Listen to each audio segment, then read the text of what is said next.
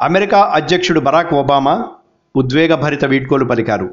8 ఏళ్ల పాటు శ్వేతసౌధ అధిపతిగా కొనసాగిన ఆయన దేశ శ్రేయస్సు కోసం తాను చేయగలిగినదంతా చేశానని ఉద్ఘాటించారు.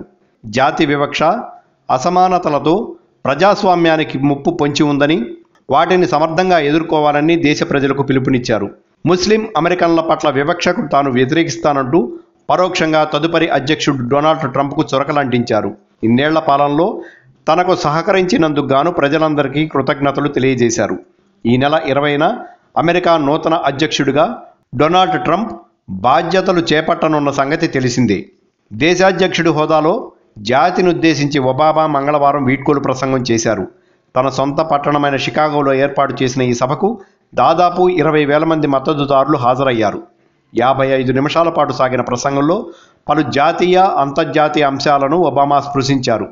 నల్ల జాతీయుడినైన తాను 2008లో తొలిసారిగా అధ్యక్షుడిగా ఎన్నికయ్యాక అమెరికా జాతి వివక్ష అనంతర కాలంలోకి ప్రవేశించిందని అంతా చర్చించుకున్నారని, అయితే అది వాస్తవ రూపం దాల్చలేదని పేర్కొన్నారు. ఇప్పటికీ దేశంలో జాతి వివక్ష ఉందంటూ విచారం వ్యక్తం చేశారు.